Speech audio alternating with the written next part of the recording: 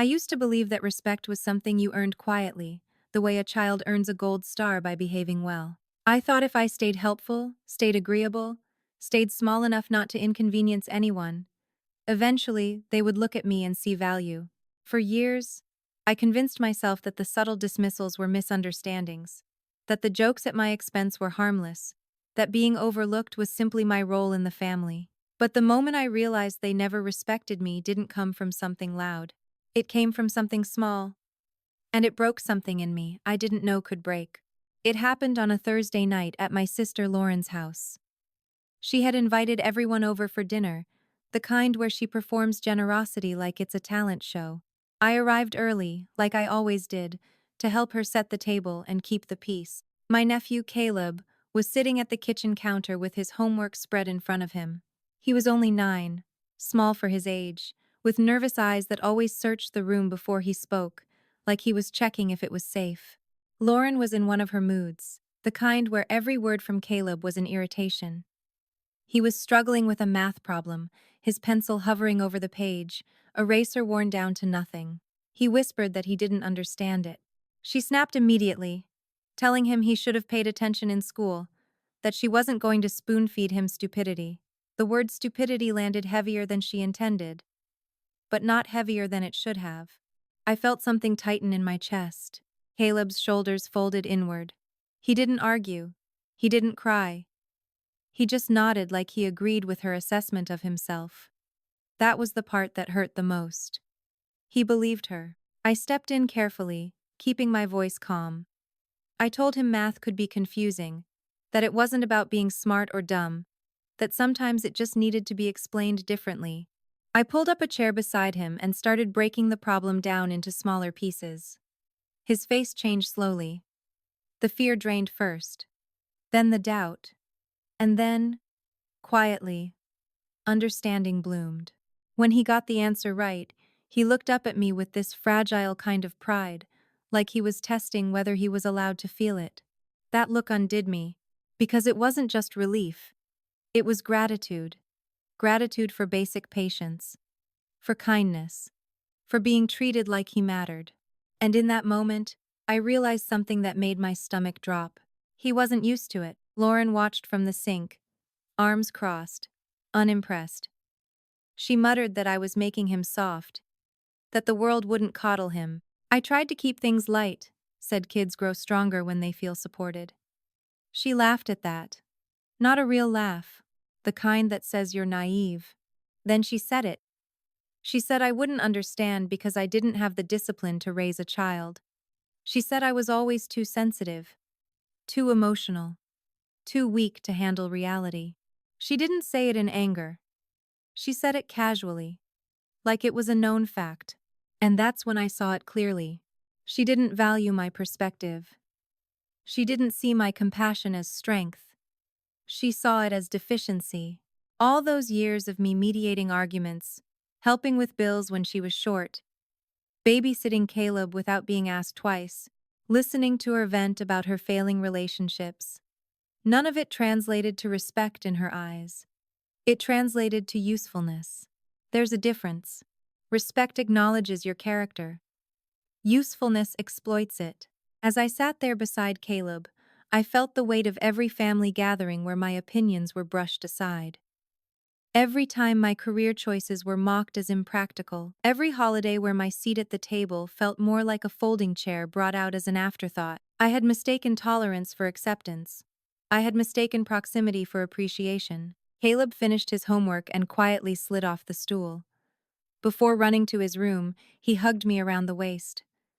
It was quick, almost secretive, like he didn't want his mother to see, but I saw the way he held on for half a second longer than necessary. Like he was memorizing what it felt like to be supported. Empathy flooded through me, not just for him but for the child I used to be. The kid who tried to earn love by being agreeable. The one who thought silence was safer than speaking up. I saw how cycles repeat when no one interrupts them. Lauren clattered dishes louder than needed, clearly irritated that I had stepped into her parenting. She said I was undermining her authority. I wanted to argue. I wanted to tell her authority without kindness is just fear dressed up as control. But I didn't. Instead, I looked at Caleb's closed bedroom door. And for the first time, I didn't feel small. I felt protective. That night, driving home, I replayed everything in my mind. The way Lauren dismissed me so effortlessly. The way Caleb shrank so instinctively. The way I had spent years shrinking alongside him, thinking that endurance was the same as dignity. It wasn't. The moment I realized they never respected me wasn't about a single insult. It was about a pattern finally becoming undeniable. It was about understanding that empathy in a house that worships dominance is seen as rebellion. And the scariest part wasn't that she disrespected me. It was realizing that if I kept staying quiet, Caleb would learn that being kind makes you weak. That night, I made a decision I wasn't ready to admit out loud. Because the next time Lauren tried to belittle him in front of me, I wasn't going to stay silent. And I knew she wasn't going to like what happened next. Anger doesn't arrive all at once. It builds quietly, stacking itself in the corners of your chest, until one day there's no more room left for patience. For years, I had convinced myself that Lauren's sharp tongue was just her personality, that her condescension was stress, that her constant corrections were concern disguised poorly. But the truth was far uglier than I wanted to admit. She didn't just misunderstand me, she diminished me. And she did it with precision. The next time it happened, it wasn't subtle. We were at our parents' house for Sunday dinner. The entire family was gathered around the table, plates clinking, polite laughter filling the air. I had recently started a new position at work, something I was proud of, something I had fought hard to earn. When our mother asked how it was going, I started explaining the project I was leading. I spoke carefully, confidently, finally allowing myself to take up space. Lauren interrupted me halfway through my sentence. She laughed and said I always made things sound more important than they were. She told everyone that I had a habit of exaggerating, that I liked to feel significant even when I wasn't. She said it lightly, like a joke. But it wasn't a joke. It was a dismissal dressed in humor. Everyone chuckled. That was the sound that changed everything. Not her words, not her smirk, the laughter. Because in that moment, I saw it clearly. She felt entitled to undermine me publicly, and no one thought it was unusual. It was normal. It was expected. It was my role to be the punchline. I felt heat crawl up my neck. I tried to continue speaking, but she cut in again, correcting details that didn't need correcting, reframing my achievements as accidents. She spoke over me like I wasn't even sitting there, like my voice was background noise. And suddenly, I wasn't angry just at her. I was angry at myself. Angry for every time I let it slide. Angry for every polite smile I forced while she chipped away at my credibility. Angry that I had mistaken endurance for maturity. I had told myself that rising above it made me stronger. But rising above constant disrespect doesn't make you noble. It makes you complicit in your own erasure. Lauren leaned back in her chair, satisfied. She had reclaimed the spotlight. That was always her goal. Control the narrative. Control the perception. Control the room. I looked around the table and realized something painful. No one expected me to push back. They expected me to absorb it. That expectation lit something in me I had never allowed before. When she made another comment about how I was too sensitive to handle real pressure, I didn't swallow it. I didn't deflect. I didn't laugh along. I asked her why she felt the need to discredit me every time I spoke. The table went silent. She blinked, surprised. She tried to brush it off, said I was overreacting, that I couldn't take a joke, that I was proving her point, but I didn't retreat. I told her calmly that jokes are funny to everyone involved. I told her that what she did wasn't humor, it was habit. A habit of making herself feel taller by shrinking me. A habit of confusing dominance with strength. Her face hardened. She accused me of attacking her. She said I was ungrateful for everything she had done for me over the years. There it was again. The scorekeeping. The idea that because she had helped me occasionally, she owned the right to belittle me indefinitely. The anger inside me sharpened. I told her that support isn't a loan you collect interest on through humiliation. I told her that respect isn't optional just because we share DNA. I told her that I was done playing the role she assigned me. For a split second, I saw something flicker in her expression. Not guilt. Fear. Because the dynamic had shifted. She was used to my silence. She relied on it. My quiet acceptance allowed her to maintain control without resistance. But the moment I named her behavior, it lost some of its power. She tried one last tactic. She said I was being dramatic, that I was making a scene, that I always found a way to turn things into a conflict. And that's when it finally clicked. Calling out disrespect is never what creates the conflict. The disrespect does. I had spent years trying to be the bigger person. But being the bigger person in a one-sided power struggle just means giving the other person more room to step on you. That day, I didn't raise my voice. I didn't insult her. I didn't retaliate with cruelty. I just refused to shrink. And somehow, that felt more threatening to her than anything else I could have done. The anger I felt wasn't explosive. It was clarifying. It burned away illusion. It showed me that her behavior wasn't accidental. It was patterned, intentional, reinforced by years of my compliance. As dinner ended, the atmosphere remained tense. Conversations were stiff. Eyes avoided mine. I knew they were thinking I had changed. They were right. Because the fire that started that night wasn't going to go out. And Lauren had no idea how much of her power depended on the version of me that no longer existed. Sadness didn't hit me in the middle of the argument. It didn't arrive when Lauren's voice sharpened or when the room fell silent. It came later, when I was alone in my apartment, sitting on the edge of my bed with the lights off, replaying every memory I had tried to rewrite in my favor. Anger had given me clarity, but sadness gave me truth. Because once the fire cools down, you're left with the ashes. I kept thinking about how long it had taken me to speak up. Years. Not months. Not one or two isolated incidents. Years of subtle dismissals, public corrections, eye rolls, interrupted sentences, patronizing advice I never asked for. I had built an entire identity around being the understanding one, the patient one, the one who kept the peace. And suddenly, I wasn't sure if that identity had ever been respected, or if it had just been convenient. That realization felt heavier than any insult Lauren had thrown at me. I walked into the kitchen and poured a glass of water, my hands trembling slightly, not because I regretted what I said. I didn't. But because I was beginning to understand the cost of what I had tolerated. There's a particular kind of grief that comes with recognizing you've allowed yourself to be diminished. It's not just sadness toward others.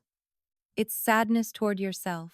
I thought about the child I used to be, the one who avoided conflict because loud voices made my chest tighten. The one who learned early that approval was earned through compliance. I had always told myself that I was naturally easygoing. But what if I wasn't easygoing? What if I was just afraid of rejection? The more I thought about it, the more patterns surfaced. Family gatherings where my ideas were brushed aside until someone else repeated them louder. Career milestones that were met with skepticism instead of celebration. Personal boundaries treated like suggestions instead of limits. I had explained it all away. Told myself that Lauren was strong-willed, that I was simply more sensitive, that this dynamic was normal between siblings. But normal doesn't mean healthy. The sadness deepened when I realized something even harder to face. They didn't expect me to leave. Not physically. Emotionally. They assumed I would always come back to the table. Always accept the joke. Always smooth things over. My role wasn't just tolerated. It was required. And the moment I stepped out of it, I became the problem. That hurt more than I expected. Because I had spent years believing that my loyalty meant something. I thought about Caleb again. About the way he had hugged me quietly, like kindness was a secret transaction. The thought made my throat tighten. What kind of environment teaches a child that compassion has to be hidden? What kind of system punishes softness so consistently that even love feels risky? I sat back down on the bed and let the silence stretch. For the first time, I allowed myself to feel the loneliness I had been avoiding. When you start setting boundaries, you don't just lose conflict. You lose familiarity. You lose the illusion of harmony. You lose the comfort of knowing your role. I wondered if Lauren would call. Part of me hoped she would, not to argue, but to reflect, to acknowledge, to meet me halfway. But another part of me knew that would require her to question herself. And people who build their identity around control rarely volunteer for self-examination. That thought didn't make me angry. It made me tired. There's a particular exhaustion that comes from realizing you've been overextending yourself emotionally for people who never intended to reciprocate. It's not dramatic. It's quiet. It's the slow sinking understanding that you were pouring from a cup no one cared to refill. I started questioning everything. Was I too sensitive? Too reactive? Had I misinterpreted years of teasing as disrespect? But the more I replayed the conversations in my head, the clearer it became. Respect doesn't require constant defense. If you have to repeatedly justify your worth in a room, that room was never honoring it to begin with. Tears came, unexpectedly soft. Not because I wanted to return to the old dynamic, but because I mourned the version of myself who believed things would change without confrontation. I mourned the hope that patience alone could teach people how to treat you. I mourned the time lost, trying to earn validation from someone who had already decided I was beneath her. The sadness wasn't about Lauren winning or losing. It was about me waking up. And waking up can feel brutal when you realize how long you've been asleep. I lay back and stared at the ceiling, feeling the weight of acceptance settle over me. If they never respected me, then I had a choice to make. I could continue fighting for acknowledgement that might never come. Or I could start building a life where my voice wasn't optional. But that choice meant something terrifying. It meant change. And change doesn't just shift relationships, it exposes them. Because the next time I saw Lauren, it wouldn't just be about anger or sadness. It would be about whether she could even recognize the person I was becoming. Surprise doesn't always look like shock. Sometimes it looks like stillness. Sometimes it looks like watching someone unravel in front of you because you've quietly removed the version of yourself they depended on. The final moment of disbelief didn't happen when I raised my voice. It happened when I didn't. 2 weeks after that dinner, Lauren called and invited me over again. Her tone was neutral, almost rehearsed. She didn't mention our argument. She didn't apologize. She acted as if nothing significant had happened. That alone told me everything I needed to know. In her world, conflict only exists if I validate it. If I move on without submission, she reframes the narrative. But I went. Not because I was ready to reconcile. Not because I wanted to smooth things over. I went because I needed clarity. I needed to see whether anything had shifted, or if the only change was happening inside me. When I walked into her house, everything looked the same. The same carefully arranged furniture. The same faint tension in the air. Caleb was at the table drawing quietly. He looked up and smiled at me in a way that felt both warm and cautious. Lauren started small talk immediately, asking about work in a tone that sounded interested but felt investigative. I answered briefly. No over-explaining. No embellishing. No attempts to justify the importance of my role. Just facts. She seemed unsettled by that. Throughout dinner, she tried several subtle jabs. Comments about how I had always been dramatic growing up. Little references to how some people take things too personally. Each one designed to pull me back into defending myself. And for the first time in my life, I didn't take the bait. I didn't clarify. I didn't argue. I didn't try to prove that I was reasonable. I simply let her words sit in the air without reaction. That's when I saw it. Confusion. Lauren wasn't prepared for indifference. She knew how to spar with defensiveness. She knew how to overpower emotion. But she didn't know what to do with someone who no longer needed her approval. The surprise on her face wasn't dramatic. It was subtle. Her sentences grew shorter. Her tone lost confidence. She repeated herself, almost as if waiting for me to challenge her.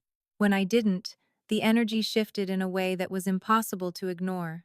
For years, I thought she was stronger than me. But strength that depends on someone else shrinking isn't strength. It's imbalance. At one point, she made a comment about how I used to need her guidance to make decisions. It was framed as nostalgia, but it carried the same old edge. I looked at her calmly and said that I appreciated the help she offered in the past, but I trusted myself now. That was it. No accusation.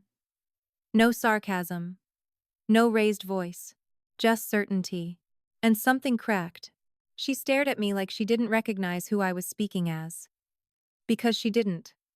The version of me she understood was the one who apologized for existing too loudly. The one who explained every choice in hopes of avoiding criticism. The one who believed respect could be negotiated through compliance. But that version was gone. The disbelief wasn't just hers. It was mine too. I was surprised by how peaceful I felt. I expected confrontation to be explosive. I expected fireworks. But the real shift felt quiet, almost anticlimactic. Like stepping out of a room you didn't realize was suffocating until you felt fresh air. Caleb dropped a crayon, and it rolled toward my chair. I picked it up and handed it back to him. He smiled again, this time without hesitation. And I realized something powerful. Children notice dynamics long before adults admit them. He was watching.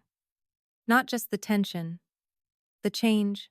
Lauren attempted one final maneuver before I left. She said she hoped I wasn't going to hold grudges over silly misunderstandings. She framed it as maturity, as if forgiveness required forgetting, as if growth meant pretending nothing was wrong. I told her calmly that I wasn't holding a grudge. I was holding a boundary. The room went still. That word landed differently than anger ever had. Boundary. It didn't accuse.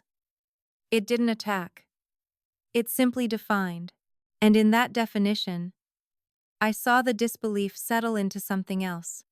Uncertainty. Because boundaries don't ask for permission. They don't beg for validation. They exist whether others agree with them or not. As I walked out of her house that night, I didn't feel victorious. I didn't feel triumphant. I felt awake. The moment I realized they never respected me had once felt devastating. But the moment I stopped explaining myself felt transformative. Disbelief had turned into clarity. Surprise had turned into power. Not power over her, power over myself. I finally understood that respect isn't something you demand loudly. It's something you demonstrate by refusing to tolerate its absence. And for the first time, I wasn't waiting for her to change. I had already changed.